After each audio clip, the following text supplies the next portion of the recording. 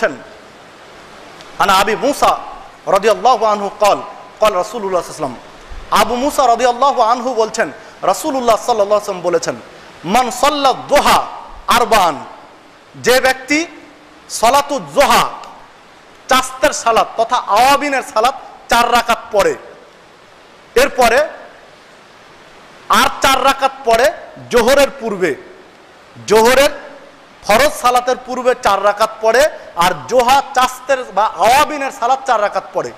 জোহা হলো ঠিক সূর্য যখন স্থির থাকে, মোটামুটি 10টা, 10:30, 11টা বা 10:45 এরকম সময়, যখন সূর্য স্থির থাকে ওই সময় যে ব্যক্তি 4 রাকাত সালাত আদায় করে, যে সালাতকে চাস্ত, জোহা বা আওয়াবিন বলে, এই সালাত যদি কোনো ব্যক্তি আদায় করে তাহলে বুনিয়া লাহু বাইতুন ফিল জান্নাহ, ওই ব্যক্তির জন্য আল্লাহ জান্নাতে একটা ঘর নির্মাণ করেন।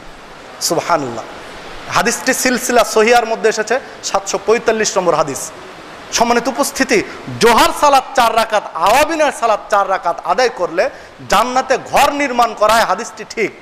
কিন্তু আমরা মাগরিবের ফরজ সালাত আদায় করার পরে 2 রাকাত সুন্নাত পড়ে ওইখানে 6 রাকাত অতিরিক্ত সালাত পড়ে বলি এটা আওয়াবিন।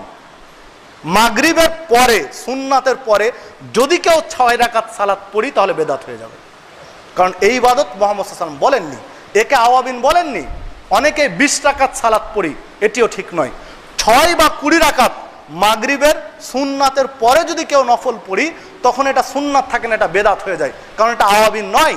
আওয়াবিনের সালাত বলেছেন, জোহার সালাত বলেছেন যখন সূর্য ঠিক স্থির থাকে তখন।